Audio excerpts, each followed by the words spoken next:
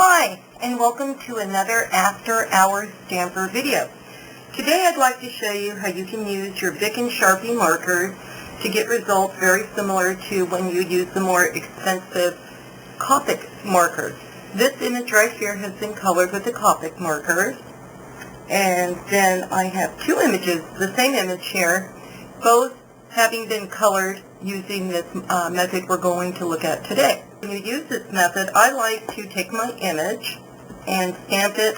I use the Brilliance black ink, and then I immediately emboss my image with clear embossing powder. That way I am assured that the black ink is not going to get pulled off of the image into my coloring. Also, I use watercolor paper. This is 120-pound paper, it's cold pressed, and I make sure to stamp on the smooth side rather than the rough side. There are two ways to approach this method. One way is to start with your darker color and then move on and adding progressively lighter colors and then blending it. Or the method I prefer is to start with a lighter color and then progress to the darker color. Start with the light blue. I like to do this lady's pants in the light blue because it reminds me of jeans. And you're going to color in circles. You're going to continue to color in circles until you fill in the part of the image that you're looking to fill. When you're coloring in, make sure that you do so with little circles. Don't worry about the paper getting too wet, especially if you're using watercolor paper. It's not going to happen. And also, these markers are alcohol-based, so they don't wet the paper like water-based colors do. If you want to check to see how your coloring is going, look on the back and see how much saturation you're getting through the back. When you have white areas, you should probably go back on the front and add a little more color to your image to get a fuller coverage. Once you get your light color down, then you're going to want to add your depth. I find that it's a little easier to work quickly with this method so that you are working with a little bit of wet color on top of wet color. So I'm just going to add some darker color here. Also, you want to make sure that you have a light source. For this particular image, my light source is coming this way, so I'm going to shade the back part of her, but not the front. So I'm going to go back over that, lay that down. This is another Bic marker. Now I'd like to go in and lay down a little bit, one other color, a darker blue. I'm going to use the fine line Sharpie. Also, I want to show you that when I'm doing this method, I like to have a piece of scratch paper near me and I lay down the colors so I know what I'm using.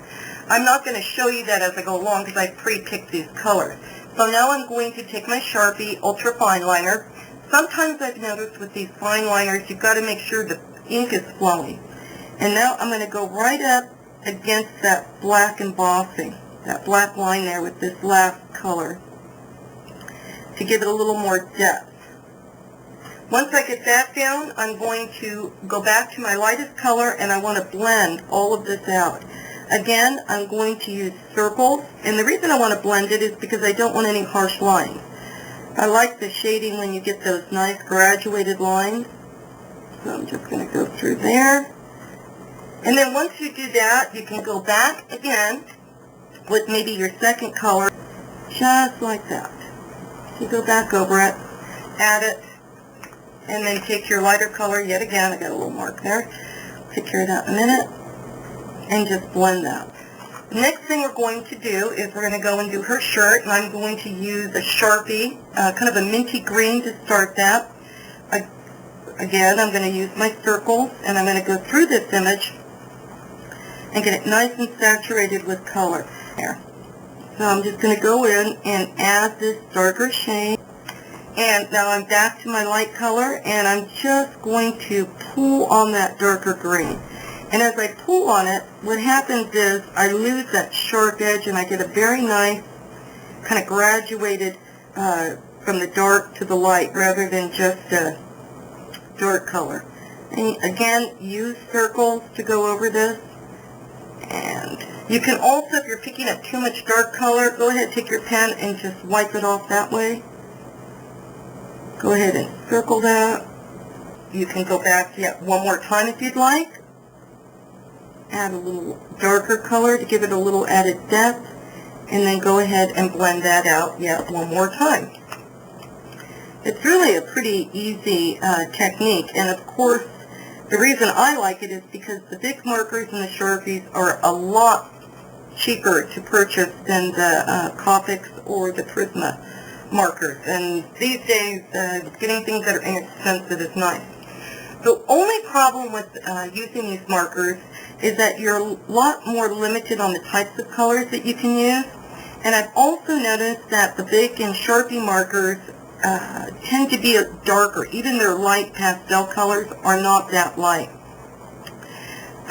So here we go. We're doing the buckets right now, and I'm just going to kind of give you an idea. I hope you can see that, how the jeans have come out, and then the shirt has some nice shading, and now we're working on the bucket.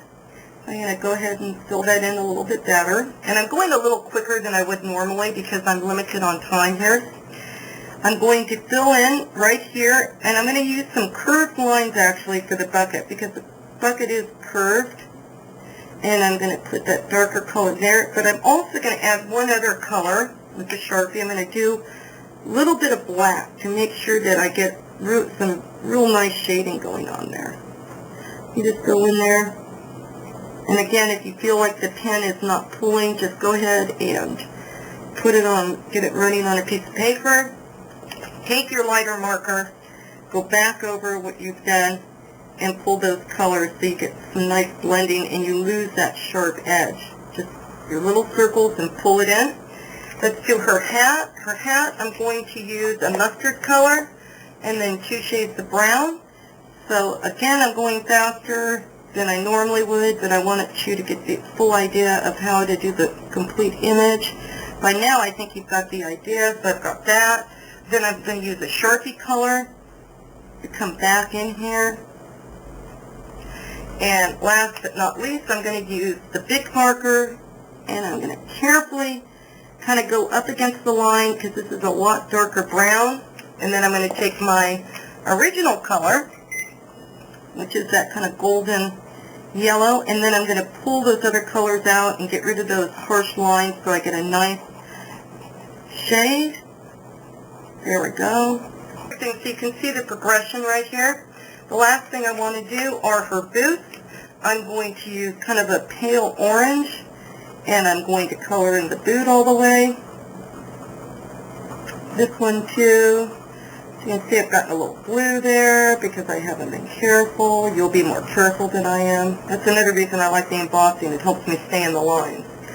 And then I'm going to take a little bit darker orange and put a wide line in there, put a line in there, and then there's a couple of little areas right there that I want to get in her boots, and I go back over that just to keep it a little wet. Now I'm going to take that lighter color, blend that out. I don't know if this will show on the video, but it really does blend out nicely, so you lose that harsh line and you end up with a nice graduated coloring. Last but not least, we have 2 little things left to do. I'm going to color her arms. I'm going to use this Sharpie. Go back over it. And this is that ultra fine, which is really nice because it gets into those little areas. And then let's do the band on her hat. I'm going to do pink. We aren't going to shade that. What I wanted to also show you is don't leave your image just hanging in space. You want to ground your image. So in this one, I put in some ground, and then I've also shaded a little bit underneath her feet for shadow. I hope you've enjoyed this video. I hope you will try to use your Sharpies and your Bic markers on this technique. If you have any questions, please visit my blog at afterhourstamper.blogspot.com or send me an email, afterhourstamper@gmail.com. Have a great day, and we'll see you next time.